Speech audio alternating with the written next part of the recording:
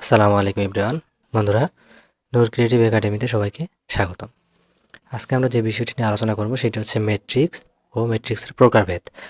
তো মূলত আমরা ম্যাট্রিক্সের প্রকারভেদ নিয়ে আজকে আলোচনা করব। ম্যাট্রিক্সের প্রকারভেদ নিয়ে আলোচনা করার আগে ম্যাট্রিক্স কী সেই জিনিসটা আমরা খুবই সংক্ষেপে একটু বলে নিই।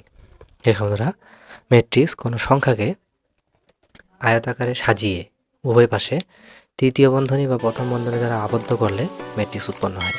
দেখুন বন্ধুরা, অনেকগুলো সংখ্যা আমরা সাজিয়ে নিয়েছি, এটা তৃতীয় বন্ধনী দ্বারা আবদ্ধ করা আছে, এটা হচ্ছে ম্যাট্রিক্স। সিম্পল একটা বিষয়, শুধু ধারণা নেই আমরা এখান থেকে। এটা হচ্ছে ম্যাট্রিক্স। আর ম্যাট্রিক্সের যে প্রতিটি উপাদান আছে, ম্যাট্রিক্সের ভিতরে যে প্রতিটি আলাদা আলাদা উপাদান আছে, এগুলোকে বলা হচ্ছে ভুক্তি। ঠিক আছে বন্ধুরা, এই ম্যাট্রিক্সের প্রতিটি আলাদা আলাদা উপাদানকে বলা হচ্ছে ভুক্তি। এখন এখানে আমাদের ম্যাট্রিক্সের সারি ও কলাম সম্পর্কে একটু আমরা বলে নেই। দেখো বন্ধুরা, এখানে সারি বাম থেকে ডান দিকে যেগুলো আছে এগুলোকে বলা হচ্ছে সারি। তাহলে ম্যাট্রিক্সের সারি হচ্ছে বাম থেকে ডান দিকে যেগুলো আছে এগুলোকে আমরা বলতে পারি ম্যাট্রিক্সের সারি। আর কলাম, ম্যাট্রিক্সের কলাম হচ্ছে বন্ধুরা যে উপর থেকে নিচে যে সংখ্যাগুলো আছে এগুলো হচ্ছে ম্যাট্রিক্সের কলাম। দেখো বন্ধুরা, উপর থেকে নিচে যেটি পাবো আমরা সেটা হচ্ছে ম্যাট্রিক্সের কলাম। তাহলে ম্যাট্রিক্সের সারি, কলাম, ভুক্তি এগুলো আমরা বুঝে ফেললাম। এখন আমাদের একটা বিষয় অনেক গুরুত্বপূর্ণই বলা যায়, এই বিষয়টা আমাদের খুব ভালোভাবে মনে রাখতে হবে, সেটি হচ্ছে ম্যাট্রিক্সের ক্রম। ম্যাট্রিক্সের ক্রম, কোনো ম্যাট্রিক্সের সারির সংখ্যা যদি m, কলামের সংখ্যা যদি n হয়, তাহলে m ইন্টু nকে ম্যাট্রিক্সের ক্রম বলা হয়। তাহলে বন্ধুরা, এখানে উপরে যে ম্যাট্রিক্সটি ছিল সেটির সারির সংখ্যা ছিল 1 2 3, তিনটি সারি, আর কলাম আছে 3টি 1 2 3। তাহলে এই ম্যাট্রিক্সের ক্রম হচ্ছে 3 3 হচ্ছে 9। এখন বন্ধুরা, আমরা একটা নতুন ম্যাট্রিক্স এখানে লিখে ফেলি।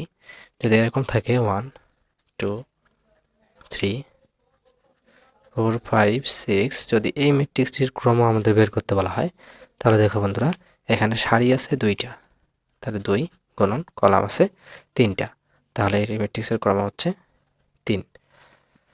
তো বন্ধুরা, আশা করছি আপনারা ম্যাট্রিক্সের বেসিক যে বিষয়টা সেটা বুঝতে পারছেন।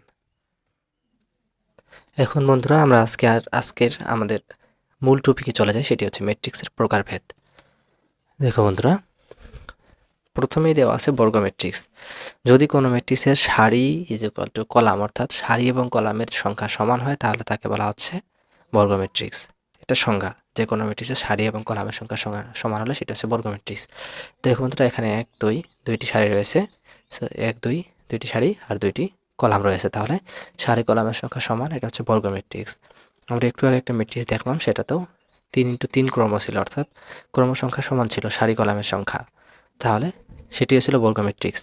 এখন সারি ম্যাট্রিক্স, একটি মাত্র সারি বিশিষ্ট ম্যাট্রিক্সকে বলা হচ্ছে সারি ম্যাট্রিক্স। যদি কোনো ম্যাট্রিক্সের একটা সারি থাকে, দেখো বন্ধুরা, একটা সারি আছে, এটা হচ্ছে সারি ম্যাট্রিক্স। কলাম ম্যাট্রিক্স, কোনো ম্যাট্রিক্সে যদি একটি কলাম থাকে তাহলে সেটিকে বলা হচ্ছে কলাম ম্যাট্রিক্স। হচ্ছে কর্ণ ম্যাট্রিক্স, যে বর্গ ম্যাট্রিক্সের মুখ্য কর্ণের ভুক্তিসমূহ ছাড়া অন্যান্য সকল ভুক্তি শূন্য তাকে কর্ণ ম্যাট্রিক্স বলে। দেখো বন্ধুরা, মুখ্য কর্ণ কাকে বলে? যদি সারি এবং কলাম, প্রথম সারি এবং প্রথম কলামের বরাবর যে সাধারণ উপাদান থাকে, এখানে প্রথম সারি প্রথম কলামের সাধারণ উপাদান এ বরাবর যে কর্ণটা থাকবে এটাকে বলা হচ্ছে মুখ্য কর্ণ। এই মুখ্য কর্ণ বরাবর যদি ভুক্তিগুলো শুধু মান থাকে, কর্ণের ভুক্তিসমূহ শুধু মান থাকবে, অন্যান্য সকল ভুক্তি শূন্য হবে। দেখো বন্ধুরা, শুধু মুখ্য কর্ণের ভুক্তিসমূহর মান দেওয়া আছে, ABC, নিশ্চয়ই একটা মান পাওয়া যাবে, আর বাকি সকল ভুক্তি শূন্য, তাহলে এটাকে বলা হচ্ছে কর্ণ ম্যাট্রিক্স। হচ্ছে স্কেলার ম্যাট্রিক্স, যে কর্ণ ম্যাট্রিক্সের অশূন্য ভুক্তিসমূহ সমান তাকে স্কেলার ম্যাট্রিক্স বলে। যেমন বন্ধুরা, ম্যাট্রিক্সটি দেওয়া আছে, অশূন্য ভুক্তি মানে হচ্ছে প্রধান কর্ণের এখানে যে ভুক্তিসমূহ সমান, প্রধান কর্ণ বরাবর ভুক্তিসমূহের মান যদি সমান হয়, তাহলে এটাকে বলা হচ্ছে স্কেলার ম্যাট্রিক্স। দেখো বন্ধুরা, এ তিনটার মানে হচ্ছে একই, তাহলে এটাকে বলা হচ্ছে স্কেলার ম্যাট্রিক্স। হচ্ছে অভেদক ম্যাট্রিক্স, যে বর্গ ম্যাট্রিক্সের মুখ্য কর্ণের ভুক্তিসমূহ 1 এবং অন্যান্য সকল ভুক্তি শূন্য তাকে অভেদক ম্যাট্রিক্স বলে। দেখো বন্ধুরা, মুখ্য কর্ণ বরাবর ভুক্তিসমূহর মান 1, প্রত্যেকটির মান 1, অন্যান্য সকল ভুক্তি শূন্য, তাহলে এটাকে বলা হচ্ছে অভেদক ম্যাট্রিক্স। আর একটি ম্যাট্রিক্স নিয়ে আজকে আমরা কথা বলবো বন্ধুরা, সেটা হচ্ছে শূন্য ম্যাট্রিক্স। যে ম্যাট্রিক্সের সকল ভুক্তি শূন্য তাকে শূন্য ম্যাট্রিক্স বলে। দেখো বন্ধুরা, এই ম্যাট্রিক্সটির সকল ভুক্তিগুলো হচ্ছে শূন্য, তাহলে এটিকে বলা হচ্ছে শূন্য ম্যাট্রিক্স।